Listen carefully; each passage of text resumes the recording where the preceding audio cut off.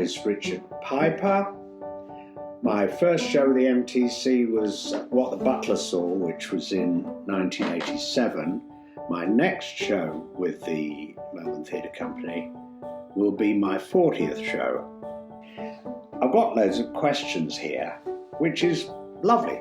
The audience members have sent in, so I'm going to attempt to answer them. Now, my interaction with theatre was really all due to my father, who was a Yorkshireman, very, very, very fond of theatre. He didn't expect me to go into theatre. He expected me to become an industrialist like himself. But he did take me to theatre in Leeds on a regular basis. From a very young age, I remember as a 6-month-old baby sitting watching a production of Hamlet, going, what in God's name is this? But anyway, he took me to a lot of productions, mostly respectable stuff coming up from London. And this imbued in me a sense of theatre, and I developed a love for it. He was often wrong about things, my father, with regard to theatre. He went to see the pre-West End run of The Mousetrap in 1952 and said, this is all very well for Leeds, The Mousetrap, or Agatha Christie thriller, but it'll never run in London. 68 years later, the production was still running, and it only ended, well, this year, due to COVID. So that's how right my father was on that occasion. Well, the most surprising audition moment was, in fact, my first audition for the Melbourne Theatre Company, which was The Common Pursuit by Simon Gray. I had been a musician in England for 10 years prior to this, moved to Australia in 1987, and went along to audition because I'd found an agent at 10 o'clock in the morning. I was absolutely stark, raving terrified. I've done nothing like this for a decade or more. And as a result of this, I went to Port Melbourne and had 4 pots of beer in an early opener at about 9:15. Went to the audition, a little red in the face, but it went rather well, I think. I mean, English gentleman in a play about English gentlemen. After this, I was sitting down in the foyer and a man walked past. It was Simon Phillips, who was then associate director, artistic director, who said, who are you? I said, I'm Richard Piper. From England? We have just got here. What are you here for? I'm auditioning for The Common Pursuit. What are you doing before that? Nothing. Do you know Joe Orton's What the Butler Saw? Yes. Would you like to play the policeman in it? Yes. So I went in auditioning for one play and ended up auditioning for the one before it. And there began my career at the Melbourne Theatre Company. Yes, I do have a ritual.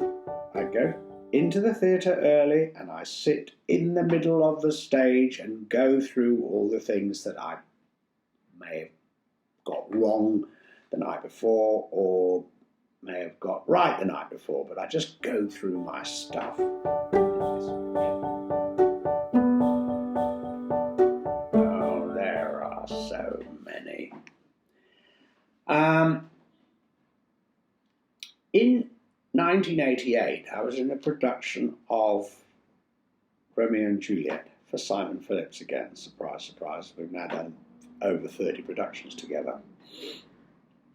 I was doing the Queen Mab speech, a speech about the Queen of the Fairies that Mercutio does, who I was playing at the time. Younger then. And in the speech there is a line, sometimes comes she with a tithe pig's tail tickling a parson's nose as he lies asleep.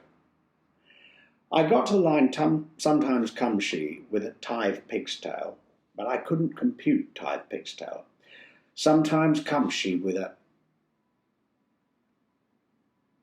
Nothing came. Whippet's tickler, tickling a parson's nose as he lies asleep. Whippet's tickler. Romeo and Benvolio rolled over on their backs, screaming with laughter. The dressing rooms, I could hear this shrieking of laughter from the dressing rooms. Whippet's tickler instead of Tithe Pig's tail. I was on stage going, Whippet, what is a Whippet's tickler? What part of the whippet is to be tickled? I suppose I wish I could forget that, but it haunts me and I still tell the story. There are an awful lot. One of the highlights, although it was difficult, was The Daylight Atheist by Tom Scott, which was a one-man show, 2 hours long, on my own. I'm very proud of it. I don't know how I managed to do it. I'm not that sort of an actor, but I managed to get through it. I'd like to play Falstaff, please. Anybody can give it to me. I'm dying to play Falstaff, and I'm sure I actually will. Anybody who's come into my dressing room after a production will know that I am Falstaff. So many. I'd love to keep working with Simon Phillips, but I would love to work with the Leeds playwright, Alan Bennett. We both come from the same city. I just love his work. He has an access to that particular Yorkshire state of mind that is so brilliant. I just love it.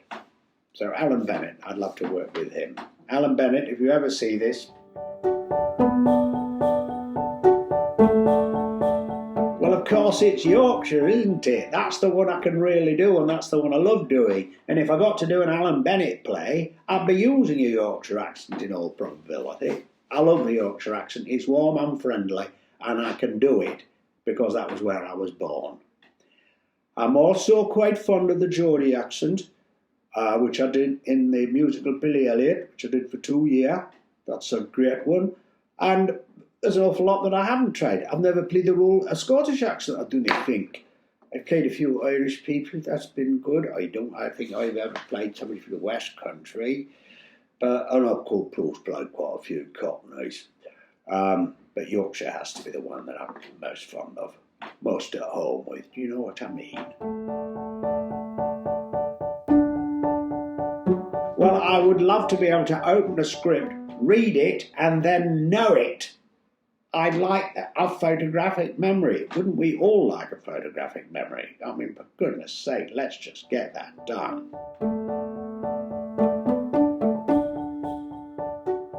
Listen. Be kind. Learn to play an instrument if you can. But just be a good company member. I think that's why I've been able to spend my entire life on stage. I've been really quite good in some productions. I've been all right in others.